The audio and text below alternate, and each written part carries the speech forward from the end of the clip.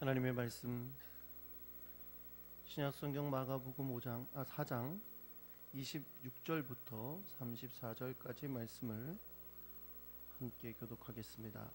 제가 가지고 있는 성경은 신약성경 59페이지에 있습니다. 마가복음 4장 26절부터 34절까지의 말씀입니다. 제가 한 절 읽고 여러분 한 절 읽고 교독하겠습니다. 또 이르시되 하나님의 나라는 사람이 씨를 땅에 뿌림과 같으니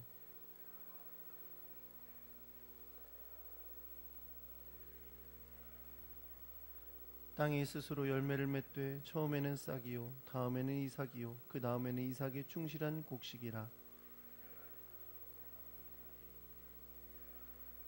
또 이르시되 우리가 하나님의 나라를 어떻게 비교하며 또 무슨 비유로 나타낼까?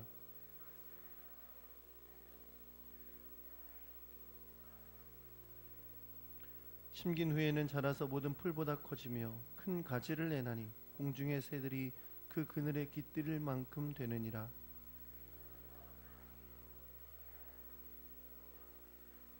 함께 있습니다. 비유가 아니면 말씀하지 아니하시고 다만 혼자 계실 때에 그 제자들에게 모든 것을 해석하시더라. 아멘.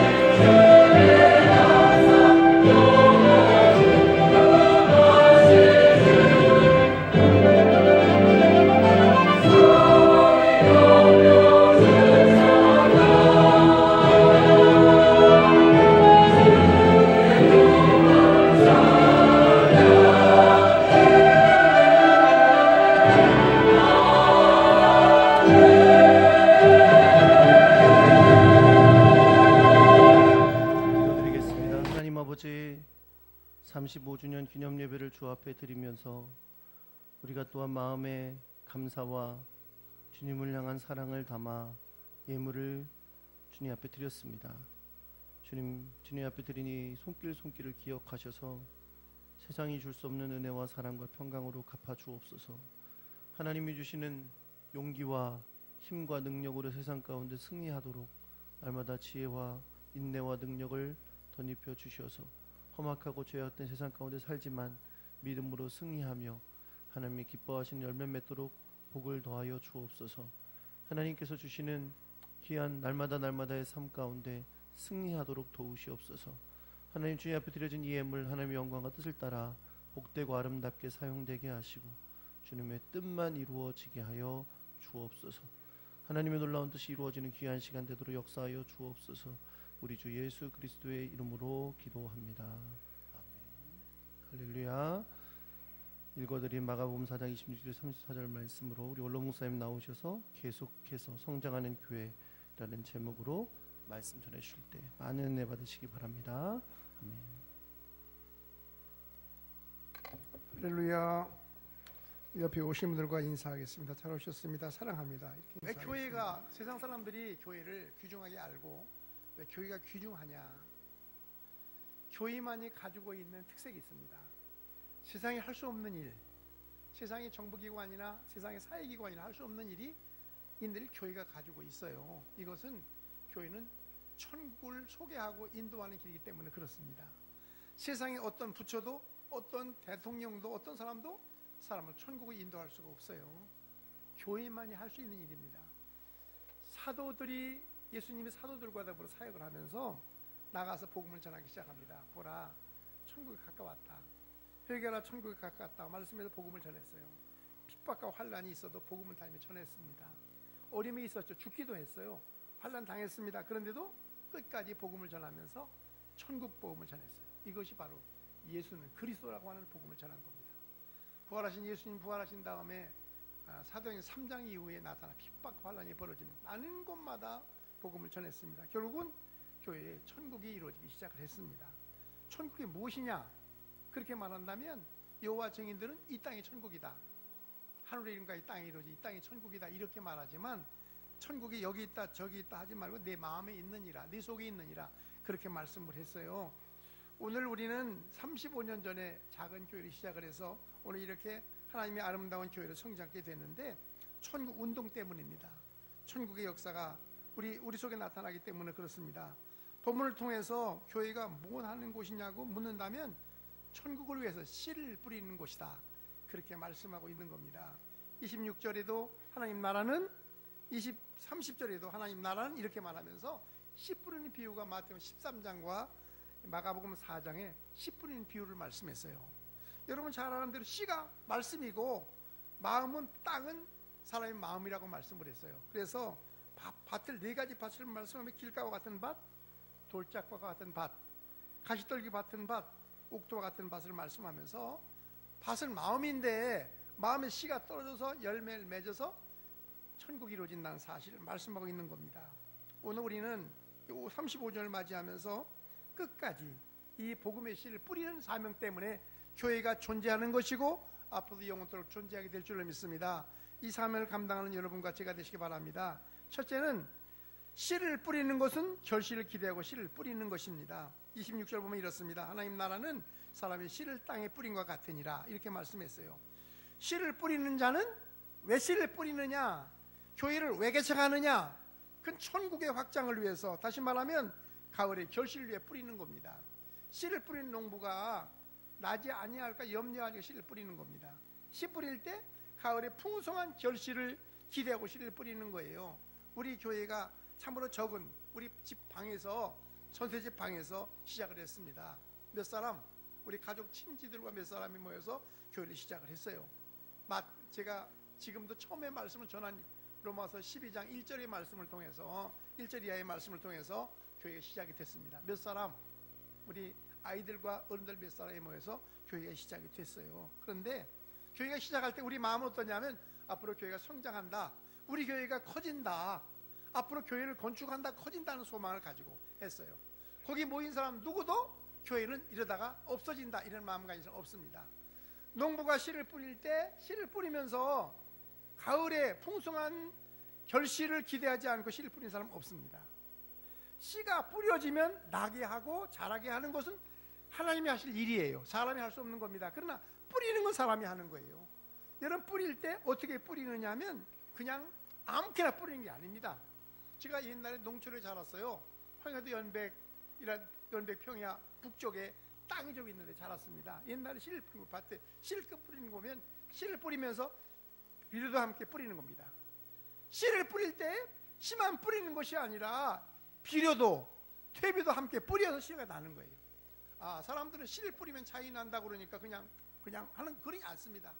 교회라고 하는 공동체는 씨를 뿌리고 시작을 해서 모든 성도들이 함께 거두고 함께 기르고 함께 역사하는 겁니다. 비록 고난이 온다 할지라도 씨를 뿌릴 때 과정이 인내와 헌신과 돌봄이 필요한 거예요.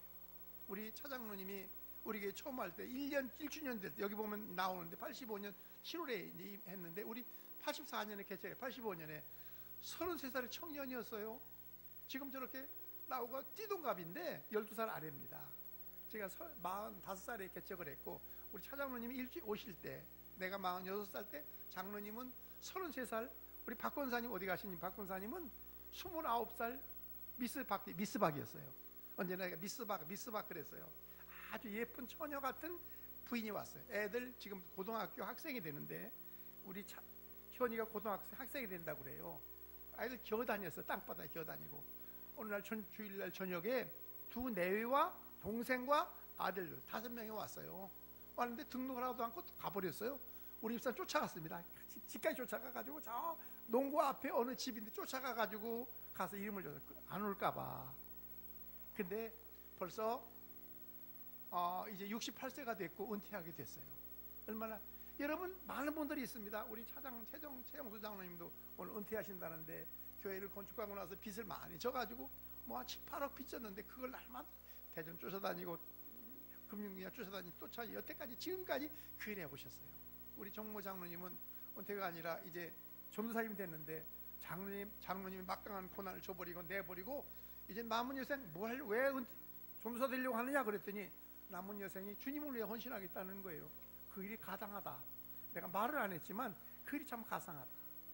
여러분 복음을 씨를 뿌리는 사람이 그렇습니다. 뿌리는 사람이 가을을 기대하고 날마다 성장을 기대하면서 인내와 헌신과 돌봄이 필요하다는 겁니다. 교회를 개척해 놓으면 그냥 자라는 거 아니에요.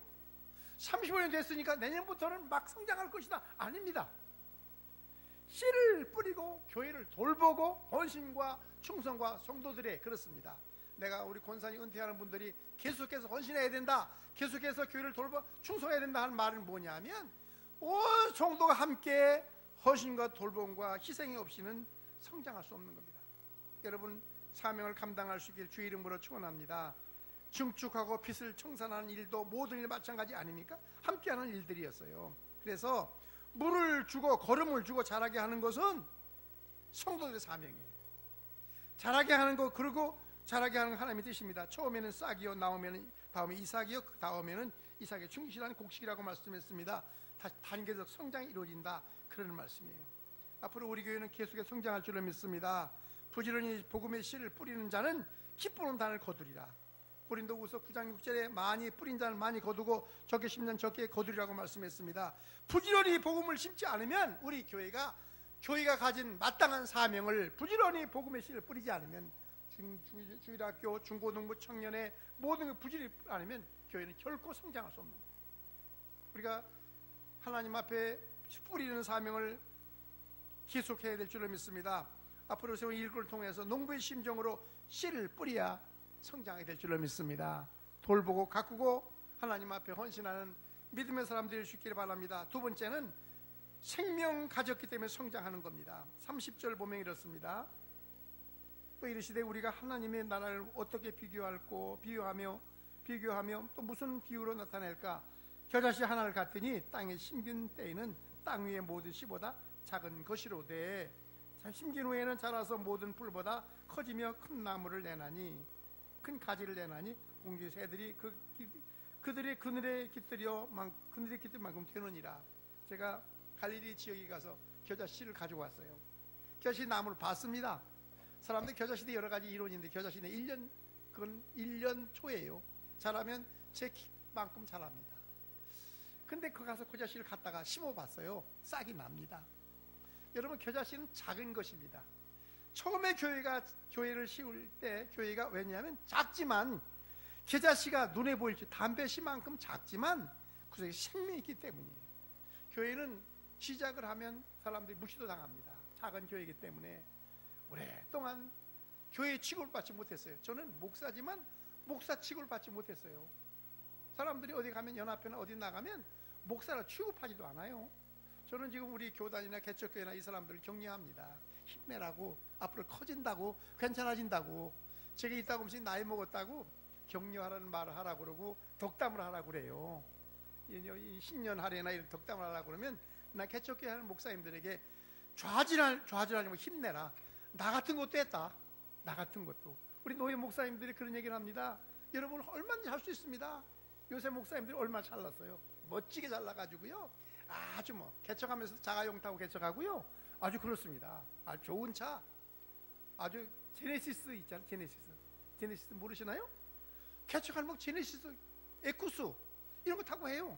나는 한 번도 제네시스 타본 일도 없고 에쿠스 타본 일도 없어요. 타볼 생각도 못 해봤습니다. 근데 개척하면서 아주 요새 우리 교회에서 뭐 하면 외제차 타고 와요. 외제차 이름 몰라요. 나는 외제차는 쳐다보지도 않으니까 아주 멋지게 하는데 내가 그런 얘기를 해요. 안 된다고 하지 말아라. 왜냐하면 나 같은 것도 했다. 나 같은 것. 내가 본을 보니 나 같은 것도 했다. 나는 목사 될 생각을 꿈에도 생각하지 않았다. 목사 될 생각은 우리 담임 목사가 먼저 했지 남은 꿈에도 생각 안 했어요. 그런데 하나님 목사를 만들고 개척하게 만들었는데 내가 한 것이 아니다. 왜냐하면 생명이기 때문에 그렇습니다. 문제는 생명의 역사이기 때문에 고난도 있어요. 예수님의 제자들이 복음을 전하면서 매를 맞고 풍랑을 만나고 어려움을 많이 죽기도 했습니다. 인도 같은 나라, 저 아소 고향 인도 같은 나라는 사람을 죽인대. 사람을 잡아다 총리가 하나 나타나 사람을 잡아 죽인대요. 내가 어제 얘기 들어보니까 앞으로 중국은 4분의 3을 보낸대. 다 교회 없앤대요. 신핑인가 무슨 핑인가가 앞으로 없앤대. 교회를 가는 곳마다 교회는 박해를 당하옵니다. 그러나 교회는 절대로 없어지지 않습니다. 우리나라도 그동안에 교회가 지나온 동안 얼마나 많은 박해를 받은지 아세요? 개척하는데 어려움이 많습니다. 그러나 생명이 있기 때문에 겨자씨지만 무실당할지 모르지만 세상 사람들 알아줄지 모르지만 그 속에 생명이 있기 때문에 역사하는 겁니다. 이 생명으로 우리 교회가 큰 역사가 일어나게 될 줄로 믿습니다. 지금은 누구도 우리를 무시하지 못합니다. 처음에 이렇게 세상 사람들에게 무시하는 당할지 모르지만 지금도 무시하지 못합니다. 그러나 그것으로 만족할 수 없는 거예요. 겨자씨가 작은 생명의 씨가 자라서 작은 나무가 새들 깃집만큼 큰 나무가 된 것처럼 앞으로 우리 교회는 더 큰 교회로 세상을 인도하는 큰 교회로 성장하게 될 줄로 믿습니다. 교회가 존재하는 힘은 무엇이라고 생각하십니까? 수많은 세력에 찢기고 상한다 할지라도 생명이기 때문에 그렇습니다. 고린도전서 15장 30절에 너희가 뿌리는 건 작은 형체로 돼 뿌리는 것이 아니니 다만 밀이나 알갱이 뿐이로되 영광스러운 몸으로 부활한다는 말, 부활의 말씀을 하면서 부활할 때 씨는 작은 것 심지만은 영광스러운 것으로 거두는 것처럼 교회도 막 그렇습니다. 욥기 8장 7절에 네 시작은 미약하였으나 네 나중은 심히 창대라고 말씀했어요. 처음부터 큰 교회가 되는 것 아닙니다. 우리 교회는 여기 만족하지 말고 앞으로 500명, 700명, 1000명 일어나는 교회로 큰 교회로 성장하게 될 줄로 믿습니다. 마지막 세 번째는 소망을 가지고 씨를 뿌려야 됩니다. 하나님 나라를 비유를 말씀하시면서 이유를 알아도 되고 몰라도 되는 진리가 아닙니다. 복음의 진리는 세상 사람들에게 알아도 되고 몰라도 진리는 아니에요. 여러분 어제 지난 1일날 우리 마양동산에 모여서 우리가 예배를 드렸는데 누가 왔느냐? 광명식 목사님이라는 분이 왔어요. 그분은 여기 제 요 밑에 가면 제일 성결교회라는 교회 목회하는 분인데 그는 나라 사랑 운동합니다. 심성봉 운동이에요.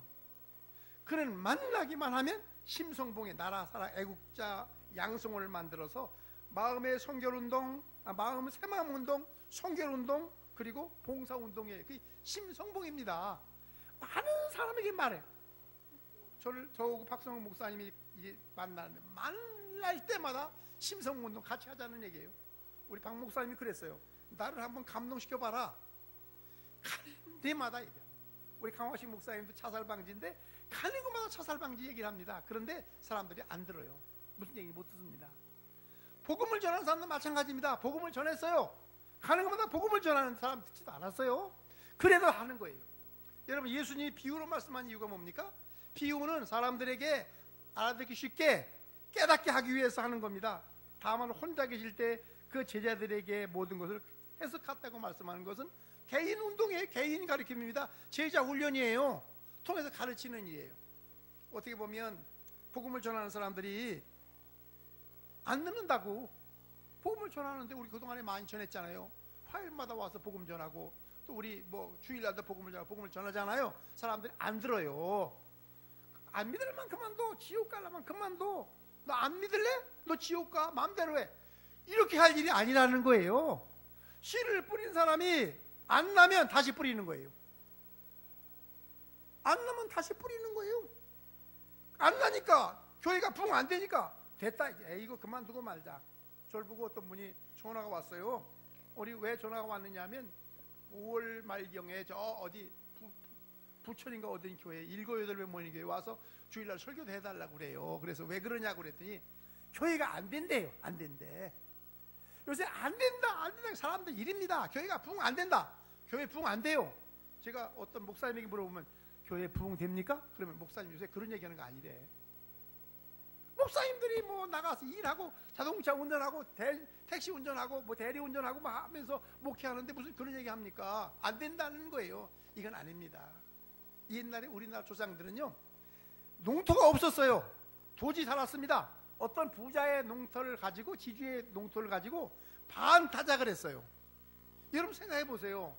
농사 지면 100가마 하면 50가마 주고 50가마 가지고 살았어요.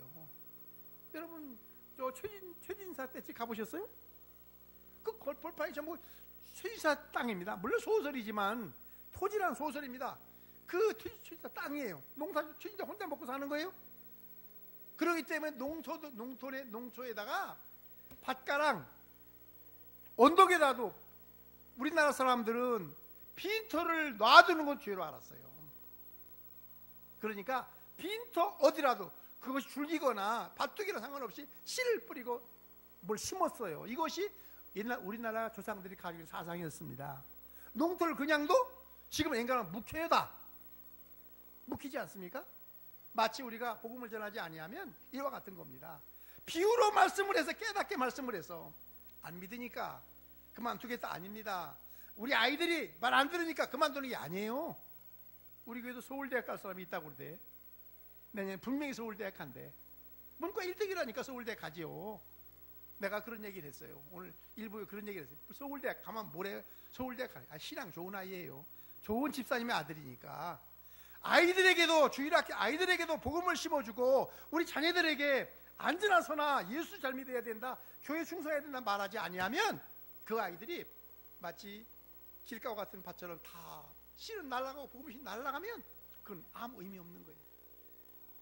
교회가 할 사명은 그렇습니다. 가는 곳마다 복음을 전해야 될 줄로 믿습니다.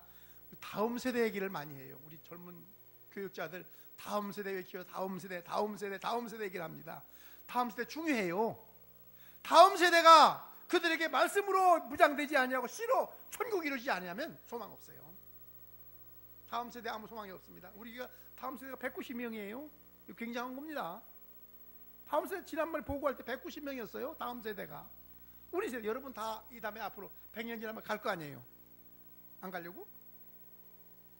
50년 지나면 갈 분이 여기 50년 지나면 갈 분이 3분의 5분의 4예요. 내가 예언하건대 50년 지나면 다 가. 50년 안에 갈 분들이에요. 안 가려고 하는 거 볼 때 섭섭할지 모르지만 그러나 다음 세대에게 우리 뭘 남겨줘야 되냐면 우리 아들, 딸, 손자, 손녀 뭘 남겨줘야 되냐면 믿음의 씨를 심어줘야 돼요. 천국의 모습을 보여줘야 됩니다. 우리가 지금 해야 될 사명, 35년 된 우리들이 해야 될 사명은 그들에게 천국을 심어주리고 복음을 심어주는 일이 이 사명인 줄로 믿습니다. 이 사명 감당할 수 있기를 주의 이름으로 축원합니다. 시편 126편 5절 6절에 씨를 뿌리며 눈물 흘리며 씨를 뿌리는 자는 기쁨으로 단을 거두리라. 울며 씨를 뿌리는 자는 기쁨으로 단을 거두리라. 야고보서 5장 7절 8절은 그러므로 형제들아 주의 강림하시기까지 길이 참아 보라. 농부가 땅에서 나는 귀한 열매를 바라고 길이 참아 이른 비와 늦은 비를 기다리나니 너희도 길이 참고 마음을 굳게 하라. 주의 강림에 가까우시니라. 날이 가면 황폐해집니다. 날이 가면 갈수록 마음 빠지고 황폐해지고 있고 딱딱해지고 하고 있어요. 지금 사람들의 마음이 얼마나 싸나운지 매일 싸워야 돼요. 차 타고 다니면 문만 열면 다 따고 시비 걸고, 뭐가 차가 뭐 어떻게 간다고, 늦게 간다고 시비 걸고, 빨리 간다고 시비 걸고, 사람들의 마음이 얼마나 딱딱하고 완악한지 몰라요. 이때 해야 될 사명은 복음 전하는 사명을 감당해야 될 줄을 믿습니다. 묵은 땅에 호세아 10장 12절에 너희 묵은 땅을 기경하라. 마침내 여호와께서 임하사 의를 빛처럼 너희에게 나타내시리라. 마음을 갈아엎고 복음의 씨를 심는 우리 모두가 될 수 있기를 주님의 이름으로 축원합니다.